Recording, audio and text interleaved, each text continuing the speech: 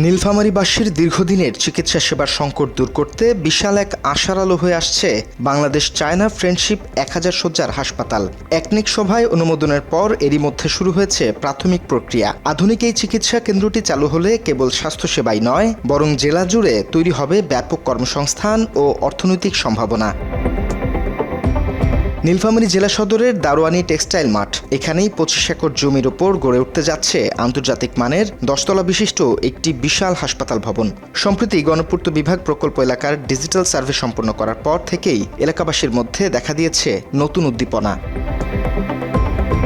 আধুনিক operation theatre, ICU, CCU এবং বিশেষায়িত ডায়াগনস্টিক সুবিধা সমৃদ্ধ এই হাসপাতালে থাকবে উন্নত বিশ্বের সমমানের চিকিৎসা। চিকিৎসকদের আবাসনের জন্য তৈরি হবে পৃথক অবকাঠামো। স্থানীয়রা মনে করছেন এই প্রকল্প বাস্তবায়িত হলে চিকিৎসার জন্য ভারত কিংবা রাজধানীমুখী হওয়ার বিড়ম্বনা থেকে মুক্তি মিলবে। এখানে চীনের 1000 শয্যা বিশিষ্ট হাসপাতাল হলে আমাদের নীলফামারীর এই জায়গাটা ডেভেলপিং হবে এবং কর্মসংস্থান বাড়বে আর জায়গাটা অনেক উন্নত হবে।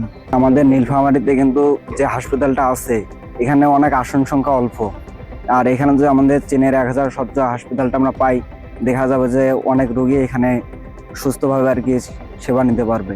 নীলফামারীতে যদি আমাদের চীনা হাসপাতালটা হয় তাহলে হচ্ছে উত্তরবঙ্গের যে রোগীরা আছে ভারতে যে যেতে হয় চিকিৎসার জন্য, সেটা যাওয়া লাগবে না। এখানেই ভারতের যে চিকিৎসাটা সেটা আমাদের নীলফামারীতেই হবে। এতে করে হয়রানি থেকে রোগীরা বেঁচে যাবে এবং হচ্ছে অল্প সময়ের মধ্যে সঠিক চিকিৎসাটা পাবে। আমাদের নিজের টাকাতেই ভারতে যেতে হয়, কিন্তু আপনার ইচ্ছা মতো আপনি চিকিৎসা সেবা পাবেন না, তাদের ইচ্ছায় আপনাদেরকে সেই চিকিৎসা নিতে হতো। মাত্র 30% টাকায় জমির মালিক হয়ে নতুন বাংলাদেশের গড়ে তোলার স্বপ্ন দেখা বাংলা বসতি। চিকিৎসা সেবার বাইরেও এই হাসপাতালকে ঘিরে আবর্তিত হচ্ছে অর্থনৈতিক উন্নয়নের স্বপ্ন। ঔষধের দোকান, হোটেল, রেস্তোরাঁ ও পরিবহন খাতে নতুন করে বিনিয়োগের সম্ভাবনা দেখছেন স্থানীয় ব্যবসায়ীরা।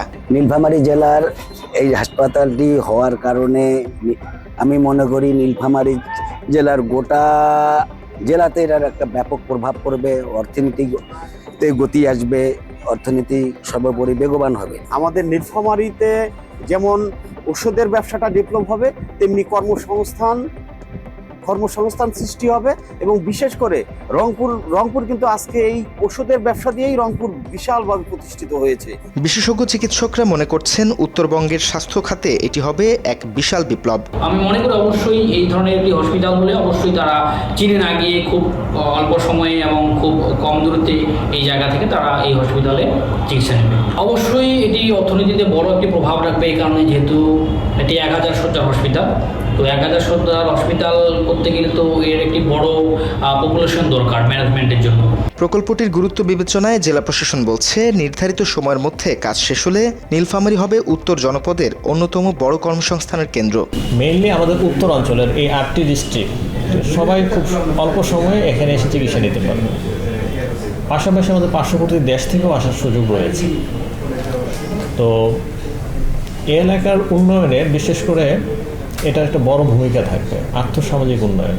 চীনের অনুদানে 2292 কোটি টাকা ব্যয়ে নির্মিতব্য এই মেগা প্রকল্পটি 2028 সালের মধ্যে বাস্তবায়নের লক্ষ্য নির্ধারণ করেছে স্বাস্থ্য অধিদপ্তর।